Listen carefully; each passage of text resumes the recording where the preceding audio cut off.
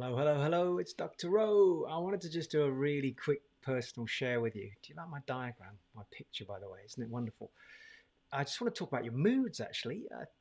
I think with what's been happening a lot recently, there's been, let me just move my chair up a little bit. That's better.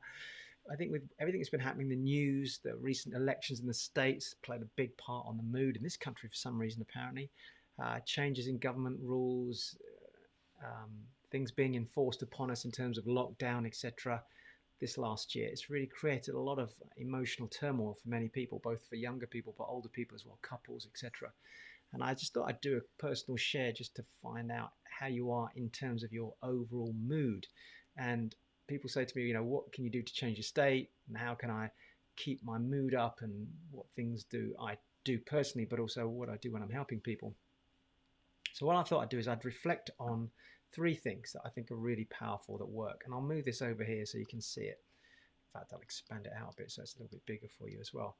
So pause, pattern, and play. What does that mean?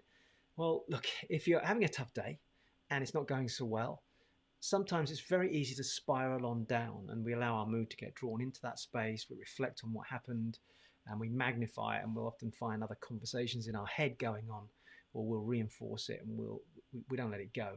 And it happens to all of us. It's happened to me on occasions where I'm getting frustrated and I need to pause. What I mean by that is whatever the experience is, whatever the emotion is, whether it's rage, anger, frustration, bitterness, jealousy, could be any number of things. Apathy is another one.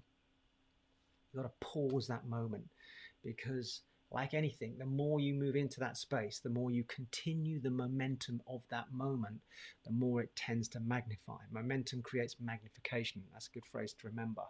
You know this, when an argument escalates, it can keep escalating. When a mood gets darker, often people just focus on it and it gets darker. But the same thing can happen in a positive way as well.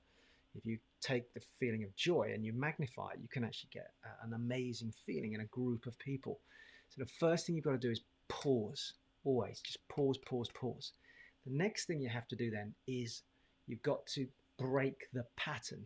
So there will be a pattern that's created this situation, whether it's a person that you're with that triggers that argument, whether it's a reflection on something that keeps coming back and it makes a massive picture in your mind, and then you blow it up and you put color to it and sound to it. It's like some big epic movie. Oh my gosh, that's another thing that happened. It could be to do with an eating habit or something that you've got there. You have to break the pattern. Pausing just stops the moment, but now you've got to break the pattern. That means being aware of it and doing something radically different. That could be just changing your state. So if, for the sake of argument, you're in a really dark place and you're not feeling very happy, then you need to physically move from that position that you're in.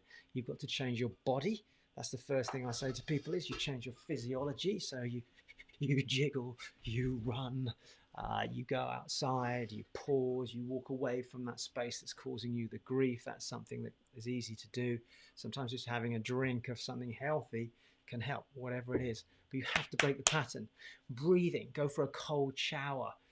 Just go out, get some fresh air, go for a drive, separate yourself from the situation, but don't allow yourself to stay there in a physical state, because that's one of the challenges that we have, is that we get into that place and our body becomes the mood that we're in. All right, so we've paused, we've broken the pattern, and you can try this at any situation today. Just try it as a bit of fun. And then finally, go and play. What I mean by that is play with a different mood. Choose a different feeling that you want to have. Play with happiness, play with joy, play with excitement, play with craziness, whatever.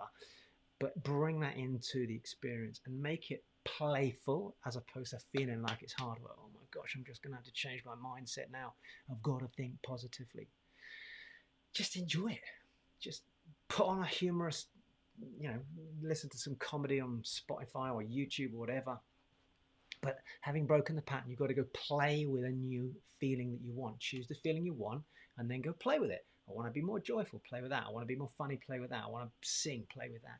But you've got to be playful. Hopefully you know what I'm talking about. So that was it. It was a quick message. Press pause, stop it happening, break the pattern. So change that, usually physiologically is the best way, and shift your focus onto something different, and then get playful with a new feeling that you want. Decide what it is, go play with it. That was my tip for today. It's Dr. Rowe signing out.